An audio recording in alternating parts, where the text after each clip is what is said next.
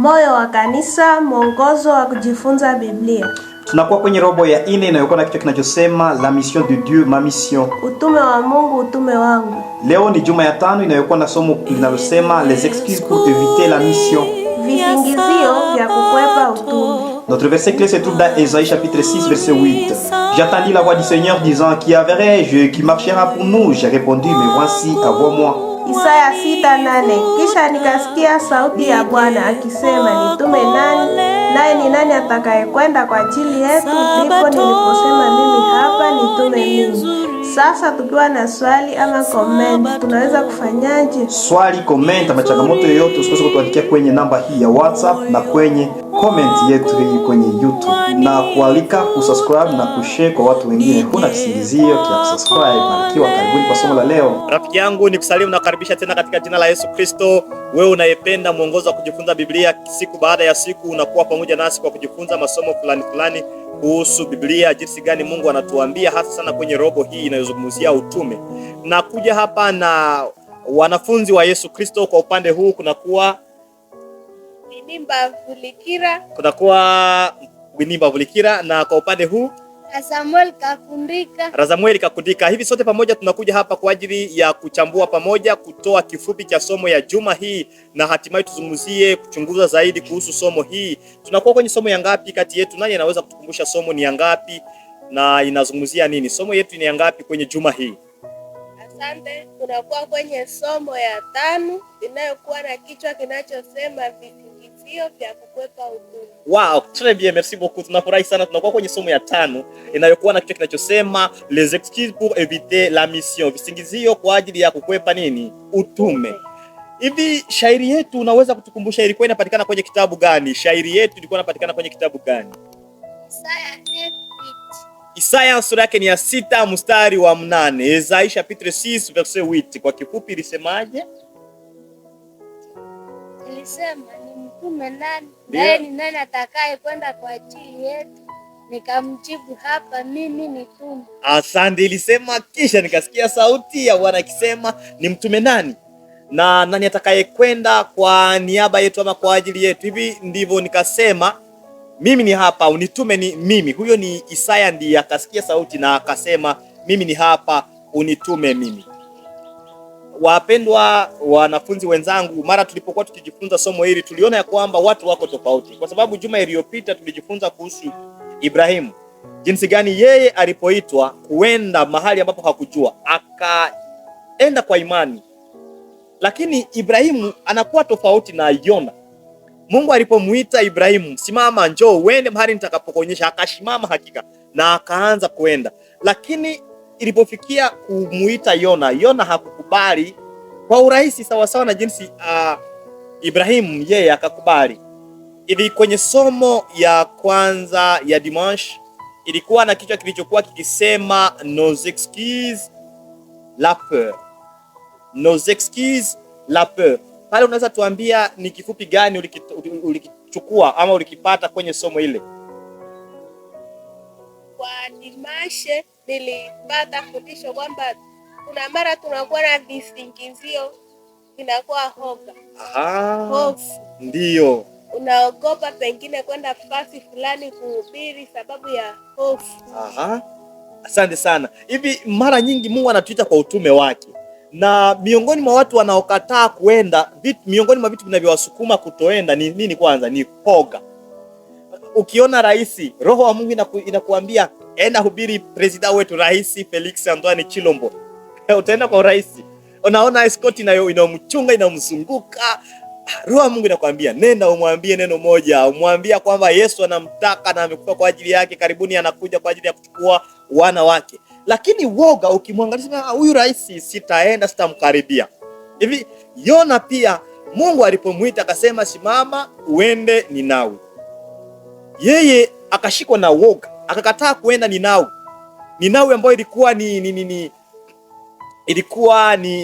kapitale ya Asiri, ambayo ilikuwa tunaweza kuita siku hizi ilikuwa ni mji ya karibu kwa kilomita karibia 9000, lakini 9000 kilomita, lakini 900 kilomita, lakini yeye akaamua kwa sababu ya oga akakimbia Espanya kutoka Yerusalemu ulia kwenda Ukraine, unaenda Iran, ulia kwenda Asiri, anakimbia Espanya, anafanya 3000 km kwa sababu ya kukimbia utume wa Mungu, kwa sababu tu ya woga.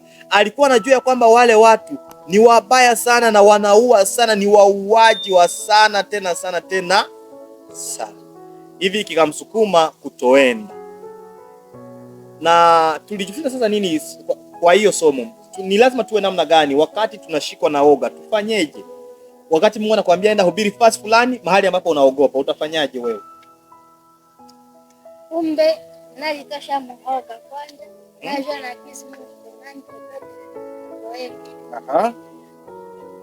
Ni kusema woga inapokushika wakati wa utume, omba Mungu, nasema Mungu nisaidie woga ama hofu hii ipate kumalizika. Nisitawaliwe na hoga, nitawaliwe na Mungu. Kwa sababu wakati woga inapotushika tunakuwa tunasahau ni nani ndiye ametutuma. Kama rais, Mungu amekwambia nenda kwa rais fulani. Ukitawaliwa na hiyo sauti ya Mungu hutaogopa, kwa sababu utajua Mungu yuko pamoja nawe. Lakini wakati unapokubali woga ndio ikutawale, ni pale ndipo sasa unamsahau Mungu na unashikwa na woga. Siku ya lendi ilikuwa na kichwa kinachosema nos excuses, les fausses opinions. Visingizio vyetu, mitazamo ya uongo, ya uongo. Hapo kunaweza kuwa mtu ambaye anakumbuka kitu ambacho alijifunza kwenye Yona sura yake ni ya 2. Asante. Kwa hiyo siku ya lendi kila ambacho nilikipata pale ni wakati dhoruba ilipovuma. Okay. Ilipochafuka, bahari ilipochafuka, hapo kila mtu aliomba, kila mtu aliomba kwa Mungu wake. Na hapo ndipo naweza sema Yona aliambatana na mawazo ya wale wa baharia ya kusema kwamba pengine miungu ya ndani ya maji inatafuta sadaka, kafara. Ndio. Ndipo Yona akasema mimi mnitupe ndani ya maji na bahari itapoa. Ndio, asante sana kwa kushika maneno ya maana sana. Nilifurahia nami pia siku hiyo ya uchambuzi wa siku hiyo, nikisema hivi kwenye bahari watu walikuwa na mtazamo yao kuhusu Mungu. Wakadhani kwamba bahari inapochafuka, inapovuma kiasi hiki, ni lazima mtu atupwe humo kama kafara. Sasa ilikuwa ni muda wa Yona wa kushuhudia Mungu wa kweli. Lakini tofauti ya ile, badala ya yeye kutangaza Mungu wa kweli, akaambatana na mafundisho ya uongo ya watu wasiomjua Mungu, ya kwamba hivi hakika mimi nikienda huko nitakuwa kafara na bahari itatu. Ni mtazamo wa uongo. Kuna mara nyingi Mungu anatuita kwa ajili ya kuhubiri watu, lakini tunakuwa na mtazamo ya uongo. Tunadhani ya kwamba kujiokoa nafsi yetu ni kuepukana ama ni kujisepare na wale watenda dhambi. Ikiwa niulize tena kaswali, ikiwa tutajisepare ama kujitenga na waovu, tutawahubirije? Kama katika maisha yetu tunadhani kwamba kujiokoa ni lazima tutengane na waovu, sasa tutawahubiri namna gani? Je, tutawahubiri tunapotengana nao? Hii fundisho inatuonyesha kwamba ni lazima tuwakaribie wale waovu. Okay? Mungu hajatuita kushirikia dhambi, anijasema tuwe waasherati. Lakini waasherati tunaweza kuwakaribia kwa ajili ya kuonyesha njia ya kufaa, njia ya Yesu Kristo. Kitu kingine pale ilipenda tujue ya kwamba mara nyingi tunadhani ya kwamba tunapohubiri ni nguvu yetu ndio inafanya kazi. Tunasahau ya kwamba sisi tu ni vyombo. Yesu anatumika kupitia sisi. Nakumbuka siku moja hivi tulikuwa kwenye mikutano, nakumbuka kwa upande wa Mbingi. Kaswali ambako watu walikuwa wanauliza, Pastor, mmebatiza watu wangapi? Sasa tulibatiza watu 13 sijui na ngapi. Wakati nimesoma fundisho hili naona kwamba hapa kanaweza kuwa ni mtego ka shetani. Naposema Pastor, ulibatiza watu ngapi? Nasema nilibatiza watu 35. Kitu kanakuwa ndani mwangu ya kwamba ni mimi ndiye nilibatiza. Nikisahau ya kwamba nani ndiye akabatiza? Mungu ndiye akabatiza, alipitia ndani mwangu tu. Hivi kile ni kitu ambacho ni lazima tukiweke maanani. Mara ukienda kumhubiri mtu, sio kwamba ni wewe ndio unaenda kumhubiri. Huyo rafiki yako ule endelese wako, sio wewe ndio unahubiri. Yesu anatenda kupitia wewe. Na kwa bahati mzuri huyo mtu akaachana na dini yake ama na njia zake mbaya na kurudilia Yesu kwa kweli, nisijigambe kwamba eti mimi nimehubiri, huyu alikuwa Mcatholic Roman na nimemweza. No, siwezi kumweza mtu. Roho Mtakatifu ndiye anafanya nini? Ndiye anamweza na kufanya kazi. Asante. Pia tunakuwa kwenye mardi inasema nos excuses les inconvénients. Hapa ilizungumzia ya kwamba wakati Yona alipoenda, hapa tulikuwa kwenye mardi ya frase fulani ilizungumzia miujiza ya Yesu Kristo, jinsi Yesu alikuwa na huruma alipokuwa akifika pasi anawaokoa watu. Lakini kwa mahali pengine ambapo walizungumzia Yona, walionyesha kwamba Yona alipoenda kwenye maji, Yesu hakumwacha. Hata katika kukosewa imani kwa Yona, alipoambatana hata na mambo ya wale ambao hawamjui Yesu. Mara alipoingia kwenye maji, Mungu akafanya nini? Alifanya nini kwa ajili ya kumsaidia huyo mtu? Mungu alituma samaki kubwa ikamumeza na akaishi ndani ya tumbo. Alituma samaki kubwa. Angalia mtu ambaye amekwepa kwanza utume wa Mungu. Ameambatana na mafundisho ya uongo ya kusema kwamba maji na haja ya kafara. Ametupwa humo kama kafara. Lakini bado upendo wa Mungu ungaliki. Akamchukua mahali alipo kupitia samaki. Na humo alikuwa akiomba. Katika tumbo la samaki alikuwa akiomba. Mara ni upendo wa Mungu ni wa ajabu sana, kwa sababu hata wakati sisi tunakataa mwito wake, yeye bado angaliki anatafuta. Na mpango wa Mungu unatimia jinsi tu anavyotaka. Hiyo ilikuwa mardi. Ndio, una nini? Pale sijui kama ni swali ongezo. Ninajitia nafasi ya Yona, naona ukubwa wa Mungu. Okay. Ndani ya hiyo samaki sijui kama mtu anaweza pata pumzi ya namna gani. Uchafu wote unakuwa ndani ya tumbo ya samaki. Mungu ni mkubwa sana. Hakika Mungu ni mkubwa sana tena sana. Ndiyo. Yeye ana uwezo wa kuleta uzima mahali ambapo hapana uzima. Kwa sababu hata mtu kifikiria samaki mmeze mtu namna gani, mara 3 siku 3 unapokuwa humo Mungu anakulinda. Hivi Mungu yeye akitaka kufanya kazi, akitaka kukutumia, anatumikisha njia zake zote afikie lengo lake. Asante sana. Tunaendelea kwenye mercredi na kwa kinachosema nos excuses les confrontations incommodes. Les excuses des confrontations incommodes. Hapa tunakuwa kwenye sura ya 4 ya kitabu cha Yona. Sasa Yona hatimaye samaki imemtupa Ninawi. Alikuwa amekimbia Tarsis, amerudia, Mungu amemuleta Ninawi. Na hapo sasa kwenye Yona sura yake ya 4, Yona anahubiri, watu wanapokea ujumbe na hamu sana. Alikuwa akihubiria kwamba kwa siku 14 hivi mtakufa kwa sababu ya upaya wenu, hamjui hata kutofautisha mkono wa kuume na wa kushoto. Lakini mfalme na watu wote wa Ninawi waliposikia ujumbe huu wakafanya nini? Mliposoma Biblia, walifanya nini watu wa Ninawi? Waligeuka wakamrudilia Mungu. Lakini ukisoma kwenye Yona sura yake ni ya 4 mstari wa 2. Yona sura yake ni ya 4 mstari wa 2. Yona 4 mstari wa 2 inasema, Yona sura 4 mstari wa 2 inasema hivi: Il implora l'Éternel et il dit: Ah, Éternel, ce n'est pas ce que je disais quand j'étais encore dans mon pays.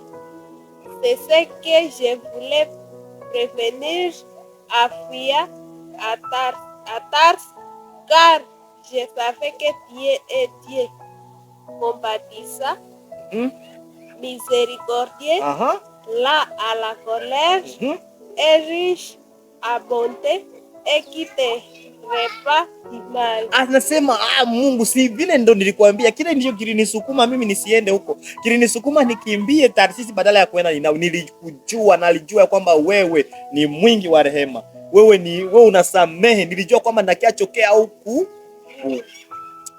Kwa maneno mengine naweza sema kwamba alikasirika wakati watu ambao walienda kuhubiri wanapomrudilia Yesu Kristo. Mara ngapi tunaweza kuwahubiri watu wanapomrudilia Yesu tena tunakasirika sawa na Yona? Je, hii ni tabia namna gani? Mnaweza kutoa maneno pale, maelezo kwa hiyo somo? Unaweza kutoa maelezo? Inakuwa tabia mbaya wakati unamjua mtu alikuwa na tabia mbaya, wizi, washerati, ulozi. Sasa unamhubiri anageuka. Anapogeuka inakuwa tabia mbaya kwako, kisha unachukia. Unapochukia sasa unaanza kumtangaza ule alikuwa hivi, ndio akafanya hivi tena na hiki kitu kingine kikao hivi. Mara Mungu akituita kwa ajili ya kuhubiri watu wanapomrudilia Yesu Kristo, ni lazima tuwe na furaha, tusiwe na roho mbaya, tusiwe na chuki. Somo ya jeudi tunapoendelea kumaliza ilikuwa inasema mimi ni hapa mnitume mimi. Shairi yetu kwenye Isaya ngapi? 6:8. Kisha nikasikia sauti ya Bwana ikisema ni mtume nani na nani atakayekwenda kwa ajili yetu? Ndipo nikasema mimi ni hapa unitume mimi. Sawa sawa na jinsi Isaya alikubali mwito wa Mungu, Yesu angaliki anaita watu kwa ajili ya utume wake. Ana haja ya watu watakaoenda kwa niaba yake, watu ambao wako tayari tu. Sio kwamba ni sisi ndio tunafanya kazi ya Mungu. Yesu ndiye anafanya hiyo kazi kupitia sisi. Ana haja ya mtu anayekuwa na juhudi, hatafuti mtu anayekuwa na elimu, hatafuti nini. Ukikubali mwito wake tu na kuenda. Mimi nimeamua kubali wito wa Yesu Kristo. Sijui wewe ni je? Nami pia. Na wewe? Nami pia. Hivi I will go. Tutakwenda. Hii reflexion hapa sasa inasema kwenye neno les excuses de ceux qui ne font pas cette œuvre ne les déchargent pas de la responsabilité. Et s'ils choisissent de ne pas accomplir la mission, ils négligent les âmes pour lesquelles Christ est mort, négligent la responsabilité que Dieu leur donne et sont inscrits dans les livres des cieux comme serviteurs infidèles. Le pasteur agit-il comme le maître pour être une force et une bénédiction pour les autres quand il se ferme en ceux qui ont besoin de son aide? Ceux qui négligent les rapports personnels avec les gens deviennent égocentriques et ont besoin de cette expérience même de se mettre en communication avec leurs frères, afin qu'ils puissent comprendre les conditions spirituelles et savoir comment nourrir les troupeaux de Dieu en donnant à chacun sa part de viande au moment voulu. Ceux qui négligent cette œuvre manifestent le besoin d'une rénovation morale pour pouvoir réaliser qu'ils ne portent pas le fardeau de la mission. Tout comme Jonas, nous pourrions facilement trouver des excuses pour ne pas participer à la mission. Notre motif pour ces excuses pourrait être parmi tant d'autres. Cependant, notre appel à la mission n'est pas moins spécifique que l'appel de Jonas. La question qui se pose est comment allez-vous choisir de répondre? Katika kazi hii ya utume, Mungu anataka tuwe miongoni mwa watakaokubali, wasiwe kama Yona. Tuseme mimi ni hapa, nitume mimi. Turejelee mimi ni hapa, nitume mimi. Asante sana, Mungu akubariki. Tafuta karatasi, uandike watu 10 ambao utakuwa unawaombea, wale ambao hawajamjua Yesu. Wewe ukiwaombea kila siku, naombea mji mahali ambapo unakaa. Tafuta hata kwenye bara nyingine, mji mwingine ambao utakuwa unaiombea. Mungu atubariki. Naweza kuweka mikononi mwa Mungu. Asante Mungu kwa ajili ya kujifunza.